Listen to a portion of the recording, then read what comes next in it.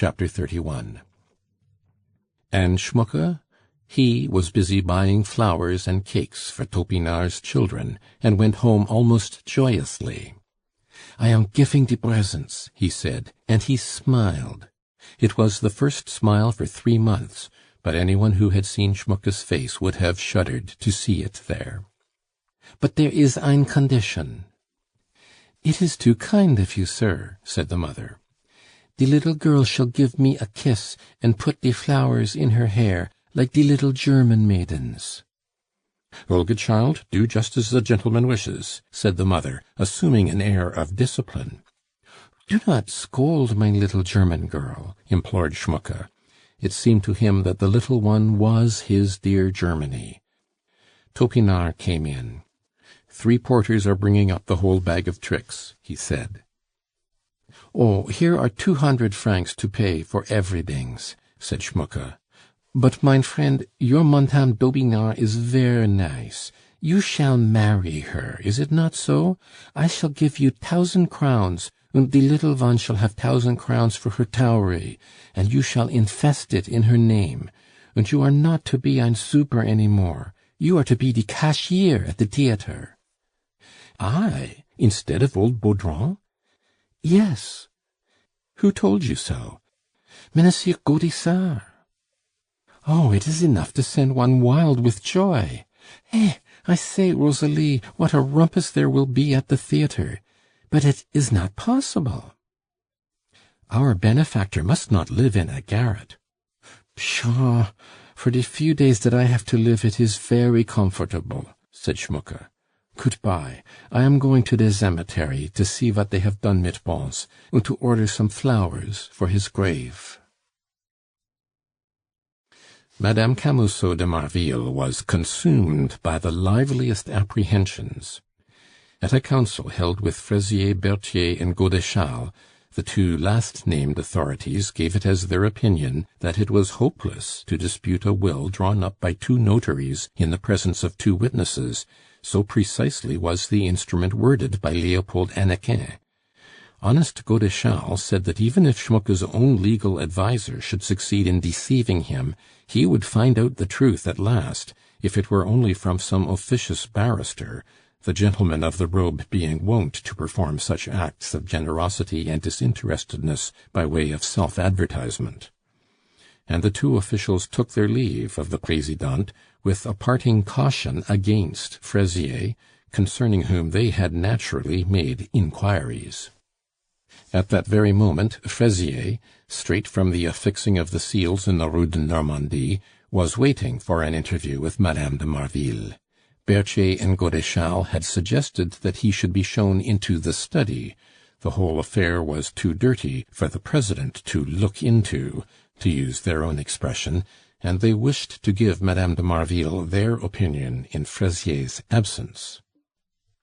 "Well, madame, where are these gentlemen?" asked Fraisier, admitted to audience. "They are gone. They advise me to give up," said Madame de Marville. "Give up!" repeated Fraisier, suppressed fury in his voice. "Give up! Listen to this, madame. At the request of, and so forth, I will omit the formalities, whereas there has been deposited in the hands of Monsieur le Président of the Court of First Instance a will drawn up by Maître Leopold Hannequin and Alexandre Crottat, notaries of Paris, and in the presence of 2 witnesses, the Sieur Brunner and Schwab, aliens domiciled at Paris, and by the said will the Sieur Pons, deceased, has bequeathed his property to one Sieur Schmucke, a German, to the prejudice of his natural heirs, whereas the applicant undertakes to prove that the said will was obtained under undue influence and by unlawful means, and persons of credit are prepared to show that it was the testator's intention to leave his fortune to Mademoiselle Cécile, daughter of the aforesaid Sieur de Marville, and the applicant can show that the said will was extorted from the testator's weakness, he being unaccountable for his actions at the time. Whereas the Sieur Schmucke, to obtain a will in his favour, sequestrated the testator, and prevented the family from approaching the deceased during his last illness, and his subsequent notorious ingratitude was of a nature to scandalize the house and residents in the quarter who chanced to witness it when attending the funeral of the porter at the testator's place of abode. Whereas, as still more serious charges, of which applicant is collecting proofs, will be formally made before their worships the judges, I, the undersigned registrar of the court, etc., etc., on behalf of the aforesaid, etc., have summoned the Sieur Schmucke, pleading, etc., to appear before their worships the judges of the first chamber of the tribunal, and to be present when application is made that the will received by Maître Hannequin and Crottat, being evidently obtained by undue influence, shall be regarded as null and void in law, and I, the undersigned, on behalf of the aforesaid, etc., have likewise given notice of protest should the Sieur Schmucke, as universal legatee, make application for an order to be put into possession of the estate, seeing that the applicant opposes such order, and makes objection by his application bearing date of today, of which a copy has been duly deposited with the Sieur Schmucke, costs being charged to, etc., etc. I know the man, Madame la Présidente. He will come to terms as soon as he reads this little love letter. He will take our terms. Are you going to give the 1,000 crowns per annum? Certainly. I only wish I were paying the first installment now. It will be done in 3 days. The summons will come down upon him while he is stupefied with grief, for the poor soul regrets Pons and is taking the death to heart. Can the application be withdrawn? Inquired the lady. Certainly, madame. You can withdraw it at any time. Very well, monsieur. Let it be so. Go on. Yes, the purchase of land that you have arranged for me is worth the trouble. And besides, I have managed Vitel's business. He is to retire, and you must pay Vitel's 60,000 francs out of Pons's property. So, you see, you must succeed. Have you Vitel's resignation? Yes, monsieur. Monsieur Vitel has put himself in Monsieur de Marville's hands. Very good, madame. I have already saved you 60,000 francs, which I expected to give to that vile creature, Madame Cibot. But I still require the tobacconist's license for the woman Sauvage, and an appointment to the vacant place of head physician at the 15-20 for my friend Poulain. Agreed. It is all arranged. Very well. There is no more to be said. Everyone is for you in this business, even Gaudissart, the manager of the theatre. I went to look him up yesterday, and he undertook to crush the workman who seemed likely to give us trouble. Oh, I know Monsieur Gaudissart is devoted to the Popinots. Fraisier went out. Unluckily, he missed Gaudissart, and the fatal summons was served forthwith. If all covetous minds will sympathize with the Présidente, all honest folk will turn in abhorrence from her joy when Gaudissart came 20 minutes later to report his conversation with poor Schmucke. She gave her full approval. She was obliged beyond all expression for the thoughtful way in which the manager relieved her of any remaining scruples by observations which seemed to her to be very sensible and just. I thought as I came, Madame la Présidente, that the poor devil would not know what to do with the money. 'Tis a patriarchally simple nature. He is a child, he is a German, he ought to be stuffed and put in a glass case like a waxen image. Which is to say that, in my opinion, he is quite puzzled enough already with his income of 2,500 francs, and here you are provoking him into extravagance. It is very generous of him to wish to enrich the poor fellow who regrets the loss of our cousin, pronounced the Présidente. For my own part, I am sorry for the little squabble that estranged Monsieur Pons and me. If he had come back again, all would have been forgiven. If you only knew how my husband misses him. Monsieur de Marville received no notice of the death, and was in despair. Family claims are sacred for him. He would have gone to the service and the interment, and I myself would have been at the mass. Very well, fair lady, said Gaudissart. Be so good as to have the documents drawn up, and at 4 o'clock I will bring this German to you. Please remember me to your charming daughter, the Vicomtesse, and ask her to tell my illustrious friend, the great statesman, her good and excellent father-in-law, how deeply I am devoted to him and his, and ask him to continue his valued favors. I owe my life to his uncle the judge, and my success in life to him, and I should wish to be bound to both you and your daughter by the high esteem which links us with persons of rank and influence. I wish to leave the theatre and become a serious person." "As you are already, monsieur," said the Presidente. "Adorable," returned Gaudissart, kissing the lady's shriveled fingers. At 4 o'clock that afternoon, several people were gathered together at Berthier's office. Fraisier, arch-concocter of the whole scheme, Tabareau appearing on behalf of Schmucke, and Schmucke himself. Gaudissart had come with him. Fraisier had been careful to spread out the money on Berthier's desk, and so dazzled was Schmucke by the sight of the 6,000-franc bank-notes for which he had asked, and 600 francs for the first quarter's allowance, that he paid no heed whatsoever to the reading of the document. Poor man, he was scarcely in full possession of his faculties, shaken as they had already been by so many shocks. Gaudissart had snatched him up on his return from the cemetery, where he had been talking with Pons, promising to join him soon, very soon. So Schmucke did not listen to the preamble, in which it was set forth that Maître Tabareau, bailiff, was acting as his proxy, and that the Présidente, in the interests of her daughter, was taking legal proceedings against him. Altogether, in that preamble, the German played a sorry part, but he put his name to the document, and thereby admitted the truth of Fraisier's abominable allegations.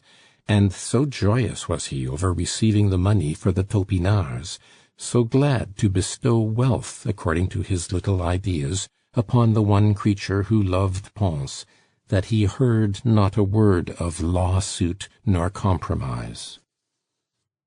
But in the middle of the reading, a clerk came into the private office to speak to his employer. "There is a man here, sir, who wishes to speak to Monsieur Schmucke," said he. The notary looked at Fraisier, and, taking his cue from him, shrugged his shoulders. "Never disturb us when we are signing documents. Just ask his name. Is it a man or a gentleman? Is he a creditor?"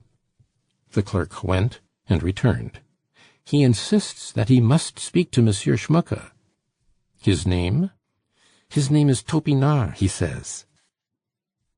"I will go out to him. Sign without disturbing yourself," said Gaudissart, addressing Schmucke. "Make an end of it. I will find out what he wants with us." Gaudissart understood Fraisier. Both scented danger. "Why are you here?" Gaudissart began. "So you have no mind to be cashier at the theatre? Discretion is a cashier's first recommendation." "Sir—" "Just mind your own business. You will never be anything if you meddle in other people's affairs." "Sir, I cannot eat bread if every mouthful of it is to stick in my throat. Monsieur Schmucke! Monsieur Schmucke!" he shouted aloud. Schmucke came out at the sound of Topinard's voice. He had just signed. He held the money in his hand. "This is for the little German maiden, and for you," he said. "Oh, my dear Monsieur Schmucke, you have given away your wealth to inhuman wretches, to people who are trying to take away your good name. I took this paper to a good man, an attorney, who knows this Fraisier, and he says that you ought to punish such wickedness. You ought to let them summon you, and leave them to get out of it. Read this." And Schmucke's imprudent friend held out the summons delivered in the Cité Bourdin. Standing in the notary's gateway, Schmucke read the document, saw the imputations made against him, and, all ignorant as he was of the amenities of the law, the blow was deadly. The little grain of sand stopped his heart's beating. Topinard caught him in his arms, hailed a passing cab, and put the poor German into it. He was suffering from congestion of the brain. His eyes were dim, his head was throbbing, but he had enough strength left to put the money into Topinard's hands. Schmucke rallied from the first attack, but he never recovered consciousness, and refused to eat. 10 days afterwards he died without a complaint.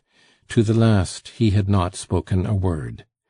Madame Topinard nursed him, and Topinard laid him by Pons' side. It was an obscure funeral. Topinard was the only mourner who followed the son of Germany to his last resting place. Fraisier, now a justice of the peace, is very intimate with the president's family, and much valued by the Présidente. She could not think of allowing him to marry that girl of Tabarot's, and promised infinitely better things for the clever man to whom she considers she owes not merely the pasture land and the English cottage at Marville, but also the president's seat in the Chamber of Deputies, for Monsieur le Président was returned at the general election in 1846. Everyone, no doubt, wishes to know what became of the heroine of a story only too veracious in its details, a chronicle which, taken with its twin sister, the preceding volume, La Cousine Bette, proves that character is a great social force. You, O amateurs, connoisseurs, and dealers, will guess at once that Pons' collection is now in question. Wherefore it will suffice if we are present during a conversation that took place only a few days ago in Count Popinot's house. He was showing his splendid collection to some visitors. "Monsieur le Comte, you possess treasures indeed," remarked a distinguished foreigner. "Oh, as to pictures, nobody can hope to rival an obscure collector, one Elie Magus, a Jew, an old monomaniac, the prince of picture lovers," the Count replied modestly.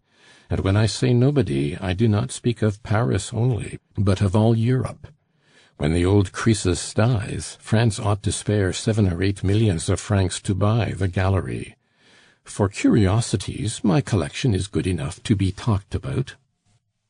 "But how, busy as you are, and with a fortune so honestly earned in the first instance in business—" "In the drug business," broke in Popinot, "you ask how I can continue to interest myself in things that are a drug in the market?" "No," returned the foreign visitor, "no, but how do you find time to collect? The curiosities do not come to find you." "My father-in-law owned the nucleus of the collection," said the young Vicomtesse. "He loved the arts and beautiful work, but most of his treasures came to him through me." "Through you, madame? So young, and yet have you such vices as this?" asked a Russian prince.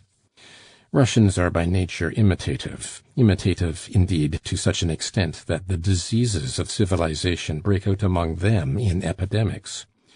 The bric-a-brac mania had appeared in an acute form in St. Petersburg, and the Russians caused such a rise of prices in the art line, as Remonencq would say, that collection became impossible. The prince who spoke had come to Paris solely to buy bric-a-brac. "The treasures came to me, Prince, on the death of a cousin. He was very fond of me," added the Vicomtesse Popinot. "And he had spent some 40-odd years since 1805 in picking up these masterpieces everywhere, but more especially in Italy." "And what was his name?" inquired the English lord. "Pons," said President Camusot. "A charming man he was," piped the Présidente in her thin flute tones. "Very clever, very eccentric, and yet very good-hearted. This fan that you admire once belonged to Madame de Pompadour. He gave it to me one morning with a pretty speech, which you must permit me not to repeat." And she glanced at her daughter. "Madame la Vicomtesse, tell us the pretty speech," begged the Russian prince. "The speech was as pretty as the fan," returned the Vicomtesse, who brought out the stereotyped remark on all occasions. "He told my mother that it was quite time that it should pass from the hands of vice into those of virtue." The English lord looked at Madame Camusot de Marville with an air of doubt not a little gratifying to so withered a woman. "He used to dine at our house 2 or 3 times a week," she said. "He was so fond of us. We could appreciate him, and artists like the society of those who relish their wit. My husband was, besides, his one surviving relative. So when, quite unexpectedly, Monsieur de Marville came into the property, Monsieur le Comte preferred to take over the whole collection to save it from a sale by auction, and we ourselves much preferred to dispose of it in that way, for it would have been so painful to us to see the beautiful things in which our dear cousin was so much interested all scattered abroad. Elie Magus valued them, and in that way I became possessed of the cottage that your uncle built, and I hope you will do us the honor of coming to see us there." Gaudissart's theatre passed into other hands a year ago, but Monsieur Topinard is still the cashier. Monsieur Topinard, however, has grown gloomy and misanthropic. He says little. People think that he has something on his conscience. Wags at the theatre suggest that his gloom dates from his marriage with Lelotte. Honest Topinard starts whenever he hears Fraisier's name mentioned.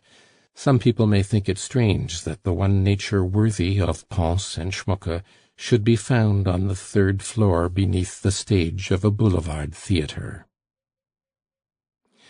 Madame Remonencq, much impressed with Madame Fontaine's prediction, declines to retire to the country. She is still living in her splendid shop on the Boulevard de la Madeleine, but she is a widow now for the 2nd time. Remonencq, in fact, by the terms of the marriage contract, settled the property upon the survivor, and left a little glass of vitriol about for his wife to drink by mistake. But his wife, with the very best intentions, put the glass elsewhere, and Remonencq swallowed the draught himself. The rascal's appropriate end vindicates Providence, as well as the chronicler of manners, who is sometimes accused of neglect on this head, perhaps because Providence has been so overworked by playwrights of late. End of chapter 31. End of Cousin Pons by Honoré de Balzac, translated by Ellen